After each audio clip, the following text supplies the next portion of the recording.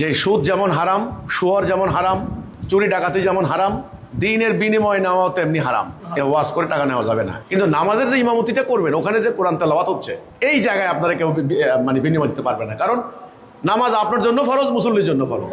প্রিয় দর্শক, আপনারা হুসাইন মোহাম্মদ সেলিমের বক্তব্য থেকে শুনেছেন যে সে ফতোয়া দিচ্ছে দিনের বিনিময়ে গ্রহণ করা হারাম। আসুন আমরা আজকে এ বিষয়ে আলোচনা করি যে ধর্মীয় কাজ করে বিনিময় নেওয়ার বৈধতা শরীয়তে আছে কিনা। প্রথমে আমরা আপনাদেরকে হিজবুত তাওহীদের বই থেকে তাদের কিছু লেখা পড়িয়ে শোনাবো যে তারা বারবার একই কথা বলে যে দিনের বিনিময়ে গ্রহণ করা হারাম, দিনের বিনিময়ে গ্রহণ যারা করছেন তারা হারাম খাচ্ছেন। এই সমস্ত কথাগুলো তারা বারবার বলে থাকেন। তাদের একটা বই ইসলাম শুধু নাম থাকবে, এই বইয়ের 42 নম্বর পৃষ্ঠায় তারা লিখেছে যে আল্লাহ বলেন, অনুসরণ ও আনুগত্য করো তাদের যারা তোমাদের নিকট থেকে কোনো মজুরি গ্রহণ করে না এবং হেদায়েত প্রাপ্ত। সূরা ইয়াসিন 21। সুতরাং যারা তাদের পেছনে নামাজে দাঁড়াবেন তারা আল্লাহর হুকুম অমান্য করেছে। এই কথাটা তারা তাদের বইয়ে লিখেছেন। এরপর তাদের আরেকটা লেখা আপনাদেরকে পড়ে শোনাই। ইসলাম শুধু নাম থাকবে এই বইয়ের 64 নম্বর পৃষ্ঠায় তারা লিখেছে যে যারা নামাজ পড়িয়ে দোয়া করে, ওয়াজ করে, আরও বহুভাবে ধর্মের বিনিময়ে অর্থ গ্রহণ করেন তারা আগুন খাচ্ছেন কিনা। যারা আগুন বক্ষণ করেন, ধর্মের বিনিময়ে অর্থ উপার্জন করেন তারা কি মুসলিম থাকেন কিনা। এটা হলো তাদের লেখা। এরপর তাদের আরেকটা লেখা আমি আপনাদেরকে পড়ে শোনাই। ইসলাম শুধু নাম থাকবে এ বইয়ের 22 নম্বর পৃষ্ঠায় তারা লিখেছে ইসলামের নাম নিয়ে ইসলাম পরিপন্থী ফতোয়া দেওয়ার জন্য কিছু ধর্মজীবীর এমন দিন বিক্রয় আল্লাহর কাছে অত্যন্ত ঘৃণার কাজ। এখানে তারা একটা সুন্দর কথা বলেছে যে ইসলামের নাম নিয়ে ইসলাম পরিপন্থী কার্যক্রম যারা করবে তাদের এই কাজ আল্লাহর কাছে অত্যন্ত ঘৃণার কাজ। এখন আমাদেরকে লক্ষ্য রাখতে হবে যে আসলে ইসলামের নাম নিয়ে ইসলাম পরিপন্থী কার্যক্রম কারা করে মূলত। তো আমরা লক্ষ্য করলে দেখব যে ইসলামের নাম নিয়ে ইসলাম পরিপন্থী কার্যক্রম যারা করে এদের মধ্যে অন্যতম হলো হিজবুত তাওহীদ। তারা মানুষদেরকে হাতে তালি দিয়ে দিয়ে মিছিলের মাধ্যমে ডাকে যে লা ইলাহা ইল্লাল্লাহ, তোমরা সবাই আসো, ঐক্যবদ্ধ হও, কালিমার পতাকার তলে আসো। এভাবে তারা বিভিন্ন কথাবার্তা বলে ইসলামের পথে ডাকে, কিন্তু পরবর্তীতে দেখা যায় তাদের যে কার্যক্রম তারা সবগুলা ইসলাম বিরোধী কার্যক্রম করে থাকেন, ইসলাম বিরোধী ফতোয়া দিয়ে থাকেন। যেমন তারা বলে দাড়ি টুপির সাথে ইসলামের কোনো সম্পর্ক নাই। তারা বলে বোরকা শয়তানের আবিষ্কার। তারা বলে থাকে যে আল্লাহ তাআলা শয়তানের কাছে পরাজিত হয়েছেন, নাউজুবিল্লাহ। এভাবে তারা আরও অনেক কথা ইসলামের বিরুদ্ধে বলে থাকে, ইসলাম বিরোধী ফতোয়া দিয়ে থাকে। তো তাদের বক্তব্য অনুযায়ী, তাদের কথা অনুযায়ী তাদের যে কার্যক্রম এগুলাই আল্লাহ তাআলার চোখে অত্যন্ত ঘৃণার কাজ। এবার আসুন আমরা মূল আলোচনায় আসি যে নামাজ পড়িয়ে, মাদ্রাসায় পড়িয়ে, ওয়াজ নসিহত করে, এক কথায় ধর্মীয় কাজ করে বিনিময় গ্রহণ করার বৈধতা শরীয়তে আদৌ আছে কিনা। দেখুন, ইমাম বা ইমামতি এটি একটি সম্মানজনক শব্দ। সাধারণত যারা মসজিদে নামাজ পড়িয়ে থাকেন তাদেরকে ইমাম বলা হয়। মূলত ইসলামী জীবন ব্যবস্থায় ইমামের কর্মপরিধি অনেক লম্বা। ইসলামের নির্দেশনা হলো ইমামই একটি সমাজের ধর্মীয়, সামাজিক, রাজনৈতিক যত কার্যক্রম আছে সেগুলার নেতৃত্ব দেবেন। ইসলামের শুরুলগ্নে এই ইমামতি পদটি ছিল অনেক সম্মানের। এক পর্যায়ে এসে ইমাম ও খতিবের জন্য ভাতা নির্ধারণ হয়। এখন প্রশ্ন হলো আদৌ এই ভাতা গ্রহণ করার বৈধতা শরীয়তে আছে কিনা। এই বিষয়টি ভালোভাবে বুঝতে হলে আগে আমাদেরকে শরীয়তের 3টি মূলনীতি জানতে হবে।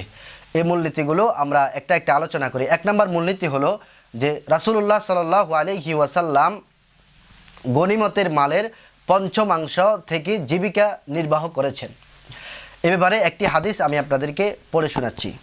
যুদ্ধে অংশগ্রহণ করা ছাড়াও যে সম্পদ মুসলিমদের হস্তগত হতো, অর্থাৎ গনিমতের মাল, ওয়াকানাত লি রাসূলিল্লাহি সাল্লাল্লাহু আলাইহি ওয়াসাল্লামা খালিসান, এগুলো ছিল বিশেষভাবে রাসূলুল্লাহ সাল্লাল্লাহু আলাইহি ওয়াসাল্লামের জন্য।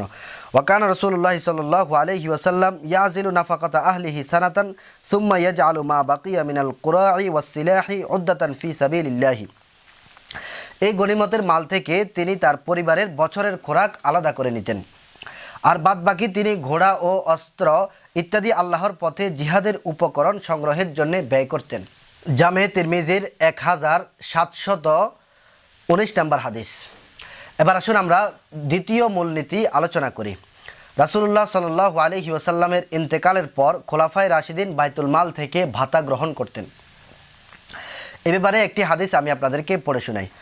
আন আয়েশা রাদিয়াল্লাহু আনহা ক্বালাত লাম্মা ইসতুখলিফা আবু বকরিন সিদ্দিক ক্বালা লাকাদ আলিমা কওমি আন্না হিরফাতি লাম তাকুন তাজিজু আন মাউনাতি আহলি ওয়া শুগিলতু বিআমরিল মুসলিমিনা ফাসায়াকুলু আলু আবি বকর মিন হাযাল মালি ওয়া ইয়াহতারিফু লিল মুসলিমিনা ফীহি। হযরত আয়েশা সিদ্দিকা রাদিয়াল্লাহু আনহা থেকে বর্ণিত, তিনি বলেন যে আবু বকর সিদ্দিক রাদিয়াল্লাহু আনহুকে যখন খলিফা বানানো হলো তখন তিনি বললেন যে আমার কওম জানে আমার যে উপার্জন সেটা আমার পরিবারের ভরণ পোষণের জন্য অপর্যাপ্ত নয়, কিন্তু আমি যখন রাষ্ট্রীয় কাজে নিয়োজিত হয়ে গেলাম এখন আবু বকরের পরিবার রাষ্ট্রীয় কোষাগার থেকে খাদ্য গ্রহণ করবে এবং মুসলমানদের জানমালের নিরাপত্তা দেবে। সহিহ বুখারীর 2023 নম্বর হাদিস। এবার আসুন তৃতীয় মূলনীতি আপনাদের সামনে আলোচনা করি। খোলাফায়ে রাশিদিনের আমলে যে যারা কোরআনুল কারীম শিক্ষা দিত তাদেরকে রাষ্ট্রীয়ভাবে সম্মানী ভাতা দেওয়া হতো। এ ব্যাপারে একটি হাদিস আমি আপনাদেরকে পড়ে শোনাই। আনিল ওয়াদিন ইবনে আতাইন আন্নাহু ক্বাল কানা বিল মাদিনাতি সালাসু মুআল্লিমিনা ইউআল্লিমুনা আস-সিবিয়ানা ফাকানা উমর ইবনুল খাত্তাব রাদিয়াল্লাহু আনহু ইয়ারযুকু কুল্লা ওয়াহিদিন মিনহুম 15 কুল্লা শাহরিন।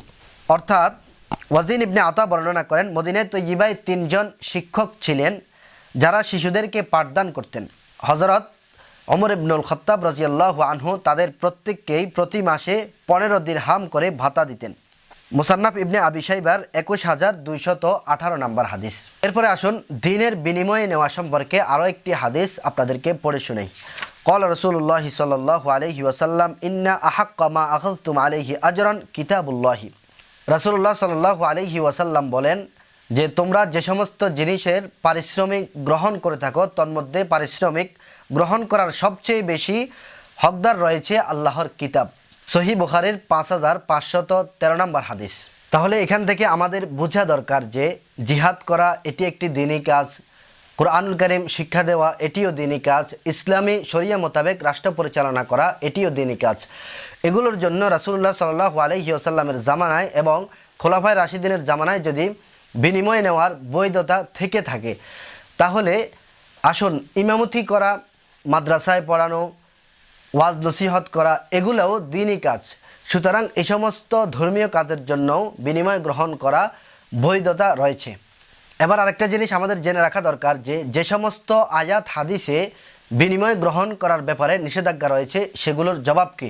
তো এর জবাব হলো যে বাইতুল মাল থেকে শিক্ষকদের জন্য যে ভাতা নির্ধারণ করা হয়েছে এই ভাতা দেওয়ার পর তারা তো এটা সরকারিভাবে তারা পাবে, কিন্তু এছাড়াও ছাত্রদের থেকে দ্বিতীয়বার যদি ভাতা গ্রহণ করা হয় তাহলে এটা একই কাজের 2 বার ভাতা গ্রহণ করা হয়ে থাকে। এই কারণে অন্যদের থেকে বিনিময় গ্রহণ করা নেওয়া যাবে না।